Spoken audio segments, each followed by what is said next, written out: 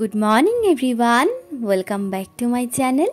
আশা করি তোমরা সবাই খুব ভালো আছো আর সুস্থ আছো। বাজে এখন ঘড়িতে 11:30 মতন, আর এখন থেকে ভিডিওটা শুরু করলাম। কালকে আমাদের দুজনেরই একটা ইনভিটেশন ছিল পাশের ঘরে একটা স্বাদের অনুষ্ঠানের। তবে কালকে যাওয়া আর হয়নি, মিস্টার চক্রবর্তীর অফিস ছিল আর বাড়িতে যেতে মাত্র 10টা দিন বাকি। ও এই মুহূর্তে আর অফিস কামাই করতে যায়নি, তো সেই কারণের জন্য যাওয়া আর হয়নি। আর আমাদের নিমন্ত্রণ ছিল দুপুরবেলা 12টা থেকে 2টোর মধ্যে। তো ওই সময়টায় অফিস না কামাই করলে যাওয়াটা পসিবল হতো না, তো সেই কারণের জন্য আমরা আর যেয়ে উঠতে পারিনি। তো যাইনি বলে কালকে রাত্রেবেলা আমাদেরকে দেখো কত কিছু ফল দিয়ে গেছে। এই যে প্লাস্টিকে দেখতে পাচ্ছ, এখানে প্রায় 250 মতন আঙুর ফল রয়েছে, সাথে রয়েছে এক ফানা কলা, আর তার সাথে ছিল 2টো আপেল। তো কলাটা অনেকটাই কিন্তু কাঁচা, এখনো পাকেনি, তো সেই কারণের জন্য ভাবলাম কলাটা এরকমভাবে ঝুলিয়ে রাখি। কলা আমি শুনেছি এরকমভাবে ঝুলিয়ে রাখলে নষ্ট কিন্তু হয় না, তো সেই কারণের জন্য এরকমভাবে ঝুলিয়ে রাখলাম একটুখানি ধুয়ে। তো বাড়িতে যেতে তো তোমাদেরকে বললামই, আর বাকি মোটে 10টা দিন, 11 দিনের দিন আমাদের ট্রেন। তো এখন থেকেই তো গোছ গাছটা শুরু করতে হবে, নয়তো আর সময় করে উঠতে পারবো না। প্রত্যেক দিনই কাজের ফাঁকের মধ্যে দিয়ে এই সমস্ত কিছু গোছ গাছ আমাকে শুরু করতে হবে। তাই ভাবলাম আজকে যখন রান্নাটা সকাল সকাল হয়েই গেছে, তাহলে চলো ট্রলিটা নামিয়ে একটু পরিষ্কার করে নিই। আজকে সেরকম একটা রোদের তাপ নেই। সকালবেলা ভেবেছিলাম জামা কাপড় কাচবো কি কাচবো না, তারপর একটুখানি দেখলাম রোদ উঠেছে, তবে সেরকম একটা তাপ নেই। তাই ট্রলিটা আজকে আর রোদে দেব না, বাইরে বের করে একটু ধুলোগুলো পরিষ্কার করে নিই, তারপর কালকে রোদ উঠলে না হয় রোদে দেব। গতকাল রাত্রেবেলা থেকে মানে মাঝ রাত থেকে এখানে কিন্তু ভীষণ বৃষ্টি হয়েছে, তো সেই কারণের জন্য সকালবেলায় সেরকম একটা রোদের তাপটা নেই। তো এই দেখো ট্রলিটা নামিয়ে ফেললাম। প্রথমে ভেবেছিলাম কি যে আমরা একখানাই ট্রলি নেব, কারণ আমাদের দুজনের সিট কনফার্ম হয়নি, আর এসিতে রয়েছে, মানে 2টো সিটে, মানে একটা সিটে দুজনকে যেতে হবে। তো সেই কারণের জন্য প্রথমে ঠিক হচ্ছিল যে একটাই লাগেজ নেব, আর জামা কাপড় বুঝে শুনেই নিতে হবে। তো তারপর মিস্টার চক্রবর্তী বলল যে না, তুমি 2টো লাগেজই নাও, কারণ মোটামুটি সমস্ত ভালো জামা কাপড়ই বলতে পারো এইখানে, কিন্তু কারণ এইখানেই আমরা থাকি, টুকটাক বেরোনোর হলে এখান থেকেই আমাদের বেরোতে হয়, তাই মোটামুটি ভালো জামা কাপড় সবই এইখানে।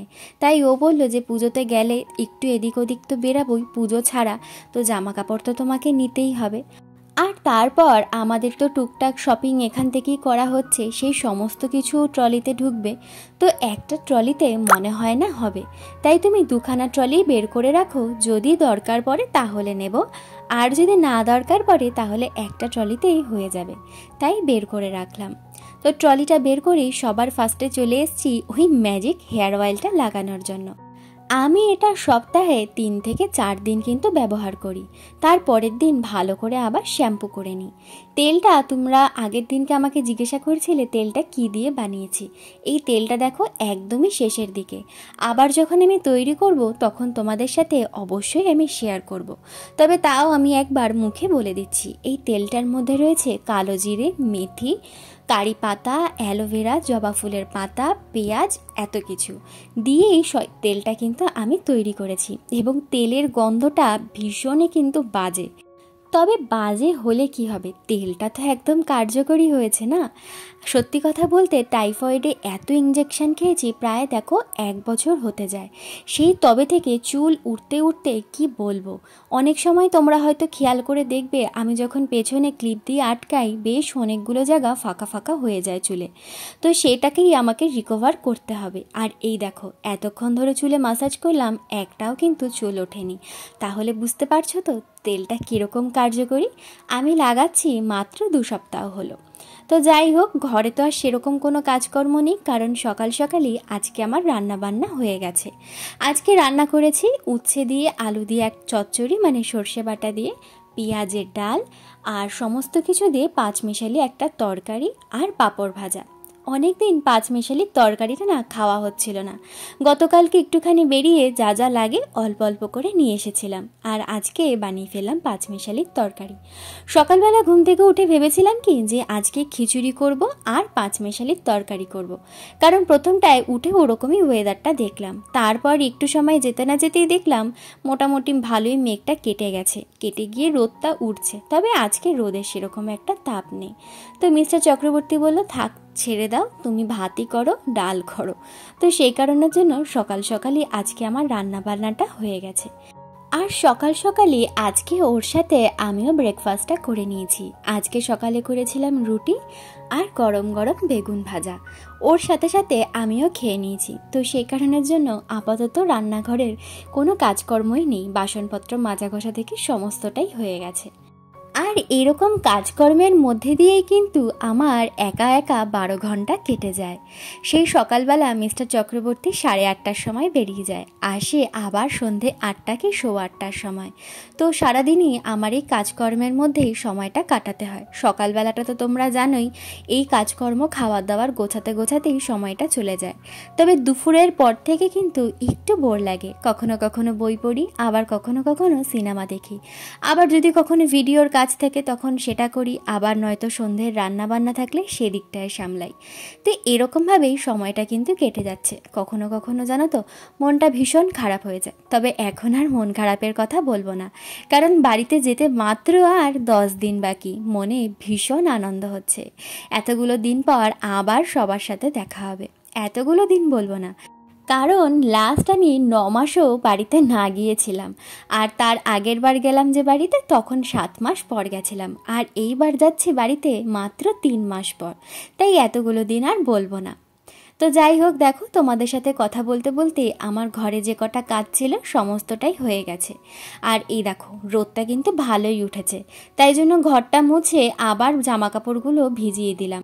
জমতে জমতে প্রায় অনেকগুলো জামা কাপড়ই জমে গেছে, কারণ মাঝখানে তো বললামই তোমাদের 2 দিন বেশ শরীরটা খারাপ ছিল, কোনো কাজবাজি সেরকমভাবে করতে পারিনি। তো ওই কারণের জন্য ভাবলাম যে যখন রোদ উঠেছে একবারেই সমস্ত কিছু কেচে কুচে পরিষ্কার করে ফেলি, কারণ এখন তো আস্তে ধীরে ট্রলিটা গোছানো শুরু হয়েছে, মানে জামা কাপড়গুলো তোলা শুরু হয়েছে যেগুলো আমাদের লাগবে না।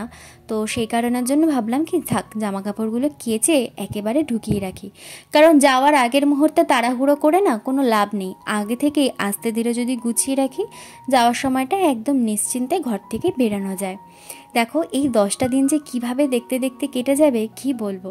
আর এত আনন্দ হচ্ছে না যখনই মনে পড়ছে বাড়িতে যেতে আর মাত্র 10টা থেকে 12টা দিন মতন বাকি, কারণ 10 দিনের 11 দিনের মাথায় ট্রেনে উঠবো আর 12 দিনের মাথায় বাড়িতে পৌঁছেও যাব। তো ভীষণ আনন্দ হয়, আর তার সাথে সাথে খারাপও লাগে যে বাড়িতে যাওয়ার কয়েকদিন পরেই আবার আমাদের চলে আসতে হবে। তবে এখন কবে আসবো সেটা এখনও ঠিক হয়নি, কারণ মিস্টার চক্রবর্তী অফিসে কথা বলেছে, মেলও করেছে, কিন্তু এখনও অফিসের মেলটা স্যাংশন হয়নি কতদিনের ছুটি আমরা পাবো। তাই এখনও পর্যন্ত জানি না যে কতদিনের ছুটির জন্য বাড়িতে যাচ্ছি এতটুকুনি জানি, আর সেই জন্য এই মজাটা হচ্ছে। আর দেখো তোমাদের সাথে কথা বলতে বলতে জামা কাপড়গুলো কাচাকুচি করে আমি কিন্তু ছাদে নিয়ে চলে এসেছি মেলে দেওয়ার জন্য। আশা করি দেখে বুঝতে পারছো রোদের কিন্তু সেরকম একটা তাপ নেই, তবে মেঘও আর করে নেই। তাই জামা কাপড়গুলো মেলে দিচ্ছি, হাওয়ায় যতটা শুকাচ্ছে শুকিয়ে যাক, তারপর না হয় ঘরে গিয়ে আবার নিচে মেলে দেবো।